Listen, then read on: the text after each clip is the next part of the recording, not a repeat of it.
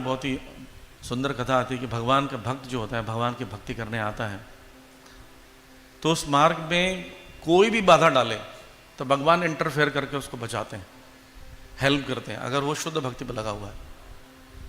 एक घटना आती है दक्षिण भारत की। एक भगवान का शुद्ध भक्त था, कम आयु में ही घर छोड़कर त्याग कर भारत की जितने भी तीर्थस्थली है, स्पेशली जो दिव्य देशम 108 दिव्य देशम में दर्शन करने के लिए गया। और दर्शन कर कर सभी स्थानों में एक मंदिर में आकर, जहाँ लक्ष्मी नारायण की पूजा होती है, उस मंदिर में आकर ठहर गया। सेवा नहीं थी तो सबसे पहले पुजारी के पास गया और बोलते हैं कि मुझे कुछ सेवा दे दीजिए ताकि मैं भगवान की सेवा निरंतर यहाँ करके रहना चाहता हूँ। बोलते हमारे यहाँ एक बगीचा है और वो उजड़ा हुआ है बगीचा, पुष्प बाहर से ही आता है, कोई मंदिर का ही बगीचा है, तो आप उसमें सेवा कीजिए, जल प्रदान कीजिए, पुष्प आएगा उसका माला बनाइए, लक्ष्मी और नारायण के एक माला बनाइए और सेवा कीजिए। तो बोलते ठीक है। तो बोलते हैं कि मैं अकेला हूँ, ब्रह्मचारी हूँ और मेरी उम्र अभी 25 साल की है, तो मैं कहाँ रहूँगा, इसलिए बगीचे में ही सोऊंगा, बगीचे में कुटिया बना लूँगा, भोजन के लिए मुझे दोपहर को 1 प्लेट प्रसाद दे देना बस। तो बोलते ठीक है, ये तो कोई बड़ी बात नहीं है, आप सेवा करोगे तो प्रसाद मिलेगा। सेवा प्रारंभ हो जाती है, जल देना शुरू कर देते हैं, पुष्प आने लगते हैं, अच्छी सी गार्लैंड बनने लगता है और ठाकुर जी को, लक्ष्मी नारायण जी को अर्पण होने लगता है। ऐसा करते करते समय बीतने लगता, रोज उसको प्रसाद मिलता है 1 प्लेट, एक बार प्रसाद ग्रहण करके संतुष्ट, अच्छा जीवन चल रहा था। इस सेवा से भगवान बड़े प्रसन्न हो जाते हैं। जब भी वो गार्लैंड लेकर आते हैं अर्पण करने के लिए, तो भगवान विष्णु क्या बोलते हैं लक्ष्मी से, देखा मेरे भक्त को, लगातार कई वर्षों से सेवा कर रहा है, ऐसा दुर्लभ भक्त नहीं मिलता। रोज बोलते देखा मेरे भक्त को, आज फिर आया है। 10 साल से सेवा कर रहे हैं, 35 वर्ष के हो गए, 10 साल से बिना रुके एक भी दिन ऐसी अवस्था नहीं कि ये सेवा ना किया हो। तो लक्ष्मी जी को लगने लगता कुछ गड़बड़, बोलते ये जब भी आता है आप मेरी तरफ ध्यान नहीं देते हैं, इसी की तारीफ करते रहते हैं, ये बहुत महान है महान है, जैसे कि हम कुछ है ही नहीं। तो बोलते नहीं ये महान तो है। तो बोलते हैं क्या ये कभी भी अपने पद से विचलित नहीं होगा? बोले नहीं, कभी नहीं होगा, ये पूरी तरह मेरे पर निर्भर है। बोलते हैं अच्छा ठीक है। लक्ष्मी जी बोलती हैं ठीक है, मैं इसकी परीक्षा लूंगी। लक्ष्मी जी वैकुंठ से लक्ष्मी तुल्य, एक अप्सरा तुल्य एक स्त्री को बुलाते हैं, सेविका को, बहुत ही सुंदर, और उस बगीचे में आती है और बहुत ही सुंदर गार्लैंड लेकर आती है। और वैकुंठ का गार्लैंड, कैसे कैसे फूल होंगे, कितना सुगंध होगा। और आकर बड़ी मधुर आवाज में कहती है एक्सक्यूज मी हरे कृष्णा, ये गार्लैंड आप ऑफर कर देंगे क्या राधा कृष्ण को या लक्ष्मी नारायण को? वो बड़ा वो बोलता है कि हाँ मैं कर दूंगा, आप दीजिए गार्लैंड को, ले लेता है। बोले ब्रह्मचारी में देखूंगा नहीं इधर। लेकिन वो सोचता है कि इतना सुंदर गार्लैंड अगर कोई लेकर आई है तो ठाकुर जी की सेवा होना चाहिए, मेरा भी गार्लैंड तो 2 जाएगा ही, एक गार्लैंड ये भी चला जाएगा। तो वो गार्लैंड देता है। तो वो पूछते हैं पुजारी कहाँ से ये आया आपके पास? बोले बहुत ही सुंदर कोई स्त्री है, भगवान के भक्त, वो लेकर आती है। बोलते अच्छा 3 दिन 4 दिन 7 दिन 1 सप्ताह 10 दिन हो जाता है सेवा को। तो सोचता है कि सेवा मैं भी करता हूँ, ये भी लेकर आती हैं, प्रसाद मैं अकेले खा लेता हूँ, इट्स नॉट फेयर, प्रसाद अब इसको भी देना चाहिए। तो वो भी एक दोना में निकाल के बोलता है आप भी लीजिए ना। बोलते ठीक है, बहुत बहुत धन्यवाद आपका। फिर प्रसाद लेके बातें होती हैं। तो डेली का रूटीन हो जाता है, गार्लैंड लेकर आना और गार्लैंड बना कर रखता है, ऑफर करना, प्रसाद लाना, प्रसाद शेयर करना, और फिर धीरे धीरे संग होने लगता है।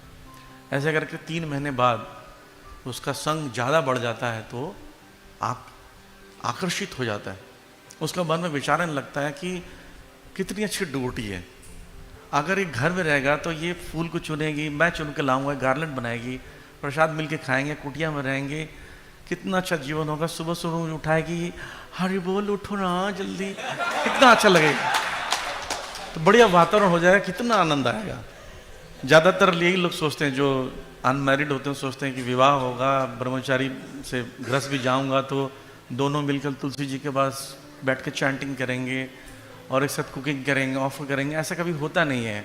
उसे उठते उठो मोटर चलाओ, सोते रहते वो बोलता अच्छा मोटर चलाना, हरे कृष्णा कृष्ण कृष्ण हरे हरे, मोटर चलाता है। फिर बच्चों को स्कूल छोड़ने जाता है बरमोड़ा में, तो उसका जीवन जैसा प्लान किया वैसा होता नहीं है।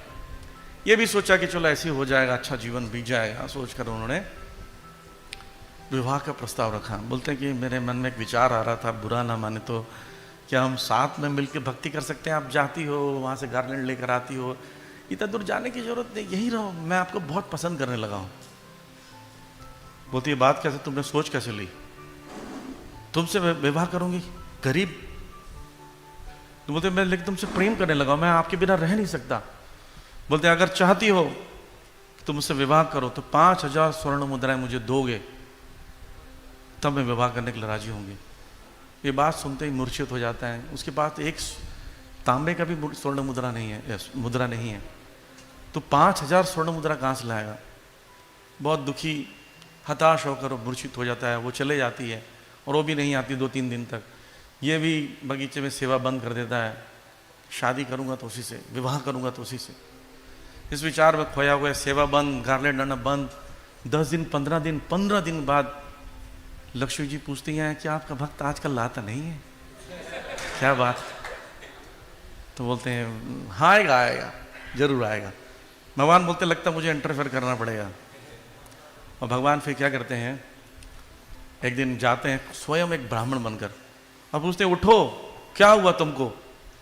बोलते कि मुझे डिस्टर्ब मत करो, बहुत परेशान हूँ, मैंने ऐसे ऐसे विवाह का प्रस्ताव रखा, वो मानी नहीं, मेरा जीवन बेकार हो गया। बोलते क्या प्रस्ताव है? प्रस्ताव में क्या मांग रही है? बोलते 5000 स्वर्ण मुद्राएं, लो तुम्हें देता हूँ। धड़ाम से देते, एक पोटली में भरकर 5000 स्वर्ण मुद्राएं और एक्स्ट्रा एक और देना, बोला ब्याज के साथ 15 दिन का ब्याज, लो। तो वो देखते भी नहीं किसने दिया था और गिरने लगते हैं जल्दी, हाँ 5000 स्वर्ण मुद्रा, एक एक्स्ट्रा। तो बोलते हैं वो आज जरूर उस कुटिया में आएगी, मैं उसको पता तो चल गया होगा कि मेरे पास स्वर्ण मुद्राएं आ गई हैं। तो कुटिया में जाकर खोलते हैं तो बैठी हुई है घूंघट लेकर।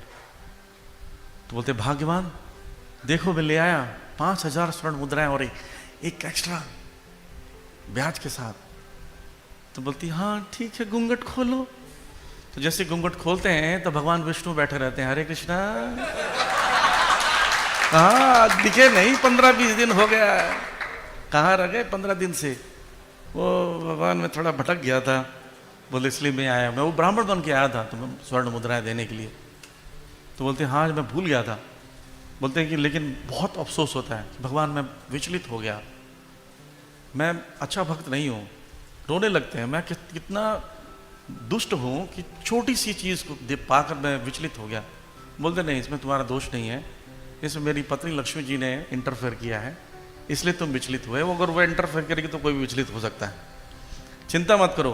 पर याद रखना, मैं आज से तुम्हें एक वचन देता हूँ, तुम 1000 बार विचलित हो गए तो 1000 बार तुम्हें बचाने आऊँगा, कि तुम मेरे पुत्र हो, मैं तुम्हें कभी त्यागूंगा नहीं।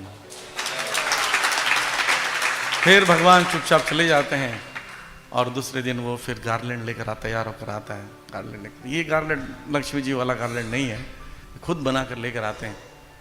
तो बैठे रहते हैं। फिर लक्ष्मी जी पूछती हैं आजकल आता नहीं, अभी भी आया नहीं है। तो तुरंत एंट्री करते हैं, बोले देखो मेरा भक्त आ गया है। तो लक्ष्मी जी समझ जाती, जरूर आपने इसमें कुछ इंटरफेयर किया है। बोले हाँ, मैं जब तुम इंटरफेयर कर सकते हो तो मैं नहीं कर सकता है। तो इस प्रकार से भगवान जो भक्ति कर रहे हैं वो उसको बचाने के लिए भी भगवान जिम्मेदारी लेते हैं।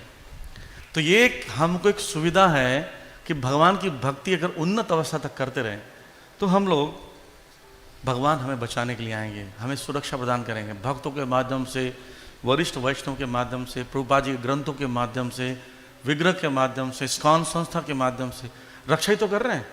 आप अकेले भजन करके देखिए, बहुत कठिन हो जाएगा। तो ये बात बहुत महत्वपूर्ण है समझने के लिए